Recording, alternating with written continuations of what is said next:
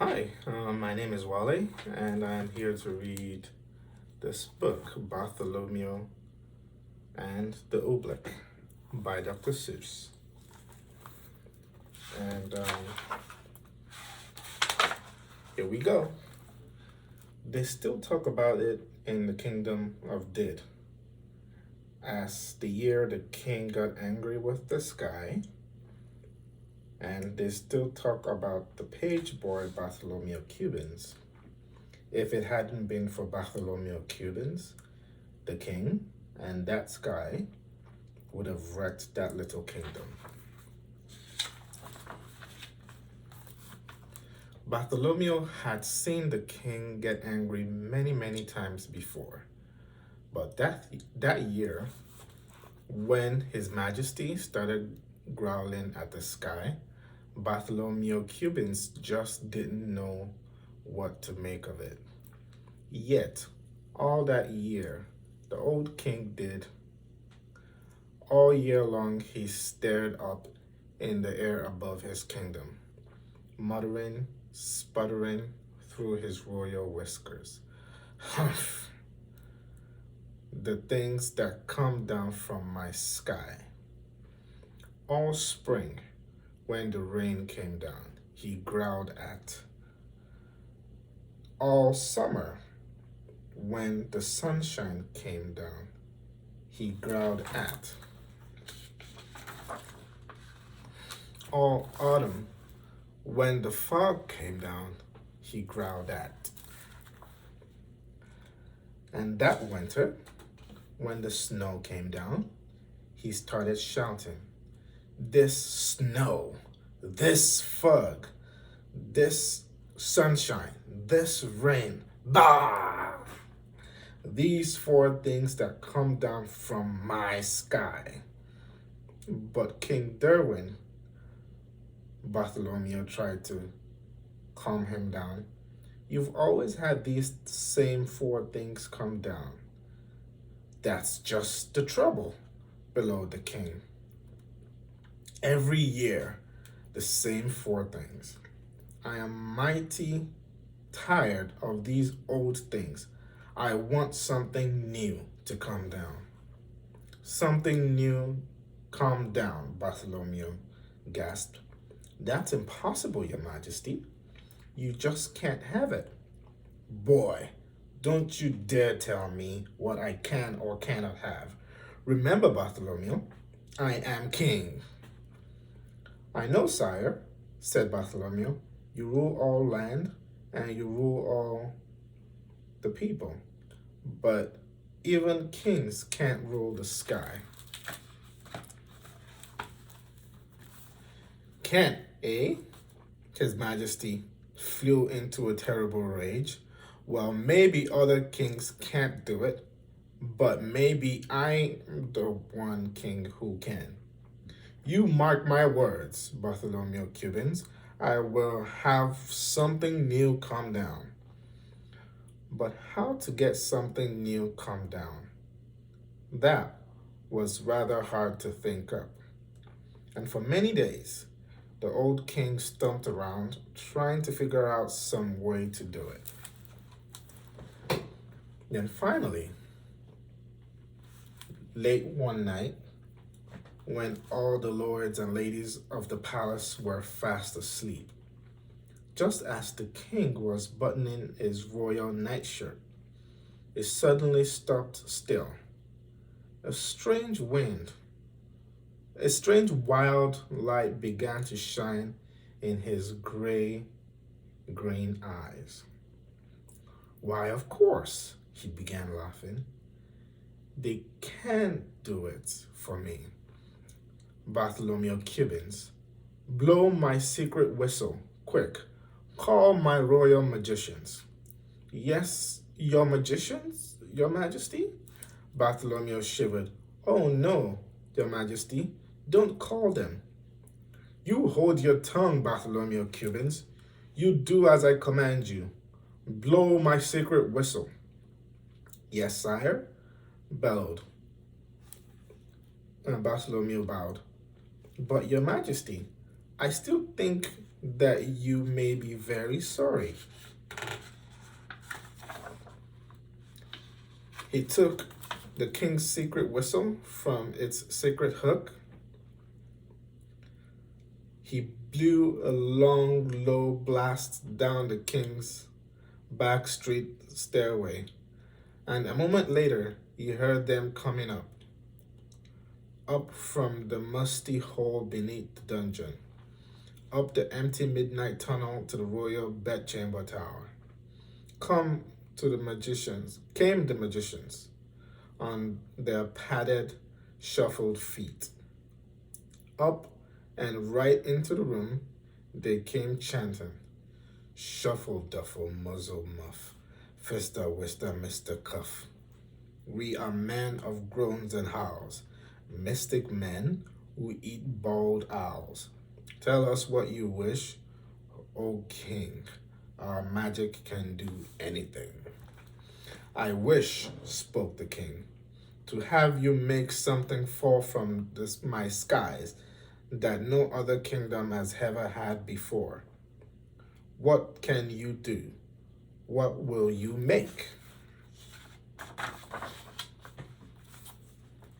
For a moment, they stood thinking, blinking their creaky eyes.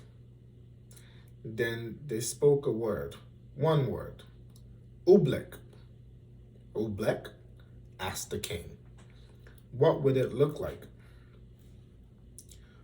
Won't look like rain, won't look like snow, won't look like fog. That's all we know. We just can't tell you anymore. We've never made Oobleck before. They bowed. They started towards the door. We go now to our secret cave on Mystic Mountain Nicatave. There, all night long, we work for you, and you will have Oobleck when we're through. They'll do something crazy, whispered Bartholomew. Call them back, Your Majesty. Stop them. Stop them? Not for a ton of diamonds, chuckled the king. Why, I'll be the mightiest man that ever lived. Just think of it. Tomorrow, I am going to have Oobleck. It took Bartholomew a long time to get excited king to sleep that night. But there was no sleep for Bartholomew, the page boy. All night long, he stood in the king's window, staring out at the mystic mountain Nicatave. Somewhere up there, Bartholomew knew, the magicians were working their terrible magic. All night, the magicians did. All night, they walked circles around the mighty magic fire, making magic, mumbling with their clucking tongue. Oh, snow and rain are not enough. Oh, we must make some brand new stuff. So, feed the fire with wet mouse hair, burn an onion, burn a chair, burn a whisker from your chin, and burn a long, sour lizard skin. Burn yellow twigs, and burn red rust, and burn a stocking full of dust. Make magic smoke, green, thick, and hot. It sure smells dreadful, does it not? That means the smoke is now just right. So quick, before the day gets light, go, magic smoke, go high, go high. Go rise into the kingdom's sky. Go make the Oobleck tumble down. On every street, in every town, go make wondrous Oobleck fall. Oh, bring down Oobleck on us all. Dawn was just breaking, and Bartholomew was still standing, trembling, watching the at the bedchamber window. But now, as the sun rose, Bartholomew smiled. Those silly magicians hadn't done a thing. Then suddenly, Bartholomew Cubans stopped smiling. Was he seeing things? No, there was something strange up there in the sky. At first, it seemed like a little greenish cloud, just a wisp of greenish steam. But now it was coming lower, closer down towards the fields and farms and houses of the sleeping little kingdom. It was swirling around the topmost turrets of the palace. Tiny little greenish specks were shimmered in the air right over his head. Queer little greenish blobs, just about the size of grape seeds. He stretched out his hand. He started to catch one. Then he pulled back his hand. There was something frightening about those blobs. Bartholomew slammed the window shut.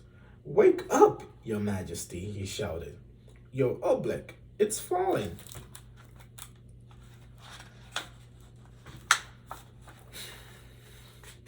The king sprang out of his royal bed sheets.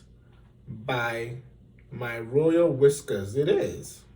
Oh, that beautiful Oobleck, and it's mine, all mine. I don't like the looks of those blobs, sire, said Bartholomew. They're coming down now as big as greenish peanuts. The bigger the better, laughed the king. Oh, what a day. I am going to make it a holiday. I want every man, woman, and child in the kingdom to go out and dance in my glorious Oobleck. Out in that stuff? Asked Bartholomew. Do you really think it's safe, sire? Stop asking foolish questions, snapped the king. Boy, you run to my royal bell tower, wake my royal bell ringer, tell him to ring the great holiday bell. For a moment, Bartholomew Cubans didn't move. Run, barked the king. Bartholomew ran.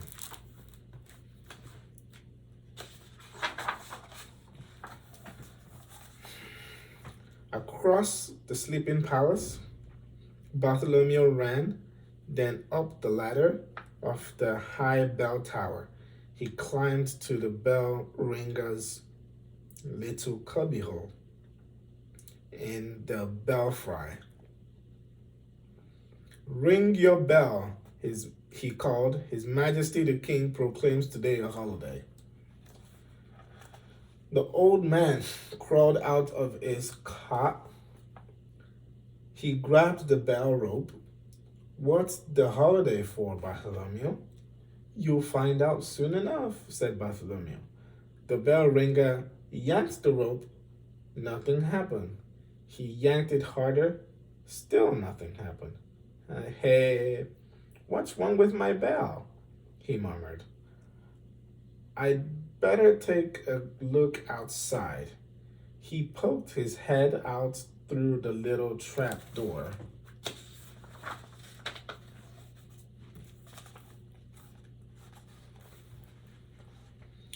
Merciful gracious, he gulped. What is that? All over my bell like greenish molasses. Not only your bell, Bartholomew cried. Look at that poor robin down there in that tree. She's stuck to her nest. She can't move a wing. The Oobleck, that's Oobleck's gooey. It's gummy. It's like glue. And here is the bird stuck to the tree. Oh, oh, the bell ringer wrung his hands. If that green stuff sticks up Robin, it'll stick up people too. Someone's got to warn people, cried Bartholomew. Go to wake 'em and warn them to stay inside their houses. I'll tell the royal trumpeter, he shouted. He turned and slid like lightning down the bell tower ladder to the trumpeter's tower. Raced Bartholomew Cubans and on up the steps, steps, 4 stairs at a time. He ran. He could hear the plop plop of the oobleck on the window panes. It was pounding against the palace walls as big as greenish cupcakes now. He yanked the covers off the snoring trumpeter. He shoved his cold trumpet right into his sleeping hands. Get up! Warn the people. Blow the alarm. Alarm? Yawned the trumpeter. Then his eyes saw the oobleck. Those green things, Bartholomew. Where'd they come from? The king, panted Bartholomew. His royal magicians made them. The royal trumpeter leaped from his bed. That king of ours should be ashamed. He jabbed his trumpet out of the window. I'll blow, he shouted, and the loudest alarm that's ever been heard in the kingdom of Did.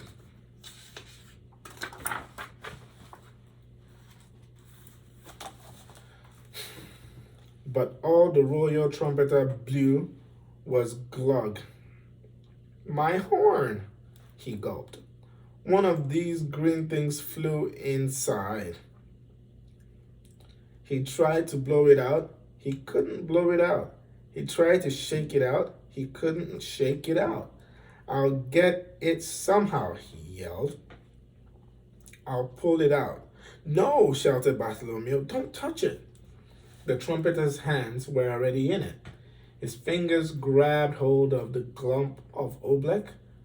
He could feel it squiggle around in his fist like a slippery potato dumpling made of rubber. He pulled with all his might. The oobleck began to stretch. Then, glunk, the oobleck snapped back inside the trumpet. It yanked his arm with it, right up to the elbow. I can't wiggle a finger, the trumpeter wailed. Oh, Bartholomew, what'll I do? I don't know. I hate to leave you stuck to your horn, but if you can't warn the people of the kingdom, I've got to find someone who can. Out of the room and down the stairs raced Bartholomew Cubans.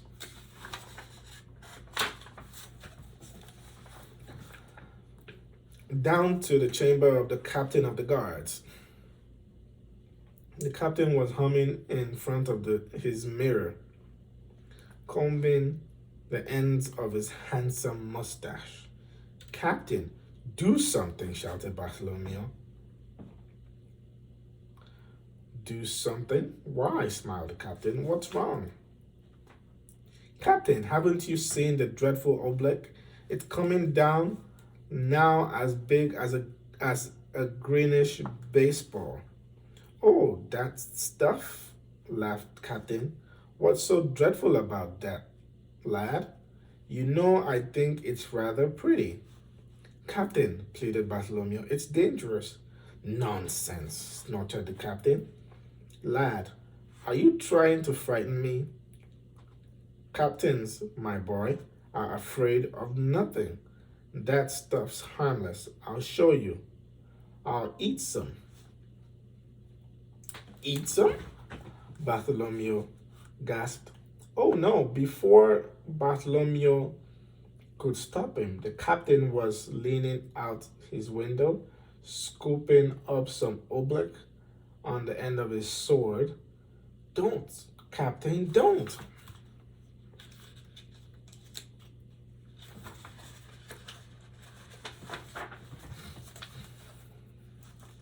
The captain did. By the time Bartholomew dragged him back inside the room, his mouth was glued tight shut with oobleck. He tried to speak, but no words came out. All the noble captain of the guards could do was blow a little sticky greenish bubbles. Forgive me for leaving you, Captain, said Bartholomew. But a captain full of bubbles is no help at all. Bartholomew stretched the poor man out. He left him there on the chamber floor. Bartholomew went tearing through the zigzag palace hallways. I'll get the king's horse. I'll ride him through the country. I'll warn the people of the kingdom myself. He pushed open the door that led out to the royal stables.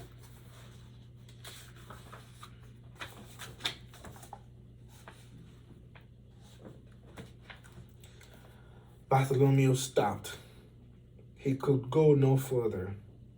The awful Oobleck was plumping down as big as greenish footballs now. Too late to warn the people of the kingdom. There were farmers in the fields getting stuck to hoes.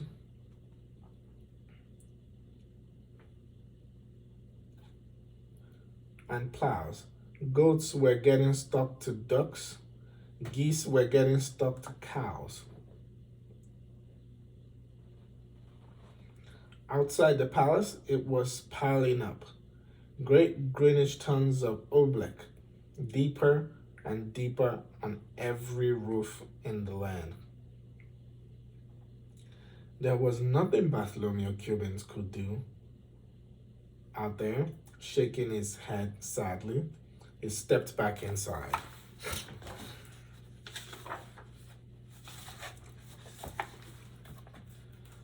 But inside, a moment later, it was just as bad as out. With an angry roar, the Oobleck was suddenly hitting the palace harder. It was battering and spattering the walls. As big as greenish buckets full of gooey asparagus soup. Like a sinking sailboat, the whole palace was springing leaks. The Oobleck was ripping the windows right off their hinges. It was dripping through the ceilings. It was rolling down the chimneys. It was coming in everywhere, even through the keyholes. From every bedroom in the palace came the howls of the lords and the ladies. Frightened in their nightgowns, they came jumping to their doors. Go back to your beds. Get under your blankets, Bartholomew Cubans went crying through the halls. But nobody paid the slightest attention. Everyone in the palace started rushing madly about.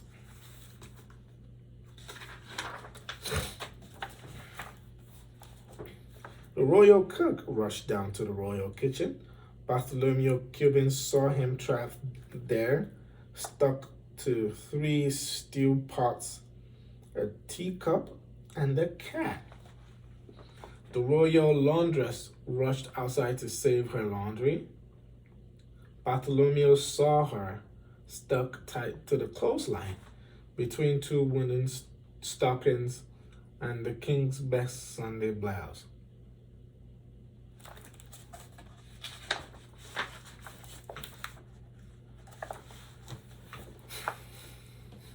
He saw the royal fiddlers They were stuck to the royal fiddles.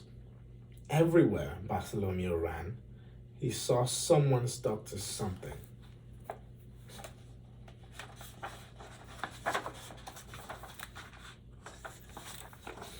They were stuck by the dozens. Every last friend he had in the world was flopping and floundering, all helplessly caught in the goo. Then suddenly, midst the hubbub, Bartholomew gasped, "The king! Where was the king? He'd forgotten all about the king."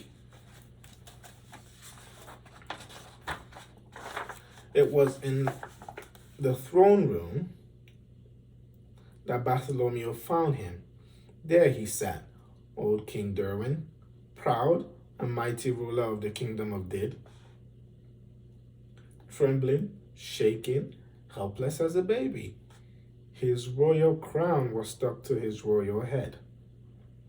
The seat of his royal pants was stuck to his royal throne. Oobleck was dripping from his royal eyebrows. It was oozing into his royal ears. "Fetch my magicians, Bartholomew," he commanded. "Make them say some magic words. Make them stop the Oobleck falling." Bartholomew shrugged his shoulders. "I can't fetch them, Your Majesty. Their cave on the mountain Nikatave is buried deep in Oobleck. Then I must think of some magic words," groaned the king. "Oh, what are those words my magicians say? Shuffle, duffle, muzzle, muff? That's all I can remember. And they don't do any good. The Oobleck keeps on falling harder."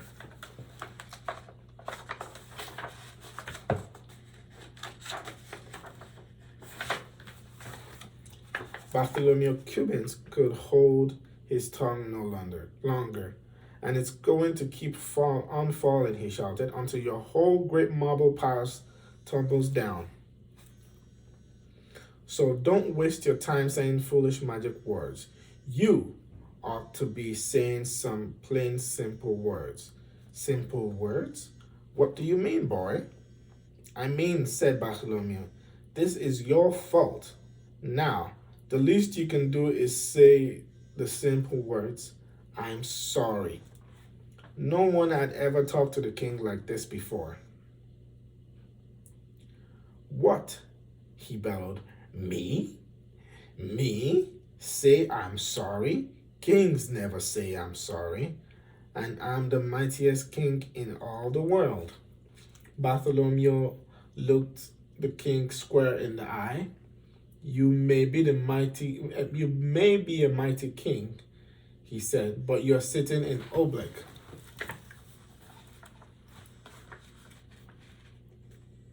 Up to your chin. So is everyone else in your land. And if you won't even say you're sorry, you're no sort of a king at all." Bartholomew Cubbins turned his back. He started for the throne room door, but then Bartholomew heard the great king deep sob. The old king was crying. "Come back, Bartholomew Cubbins. You're right. It's all my fault. And I am sorry. Oh, Bartholomew, I am awful, awful sorry." The moment the king spoke those words, something happened.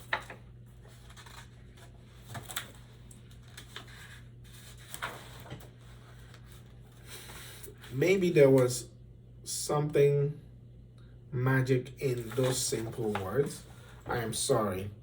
Maybe there was something magic in those simple words, "It's all my fault." Maybe there was, and maybe there wasn't. But they say that as soon as the old king spoke them, the sun began to shine and fight its way through the storm. They say that the falling Oobleck blobs grew smaller and smaller and smaller. They say that all the Oobleck that were stuck on the people and all the animals of the kingdom of Did just simply quietly melted away. And then they say Bartholomew took the old king by the sleeve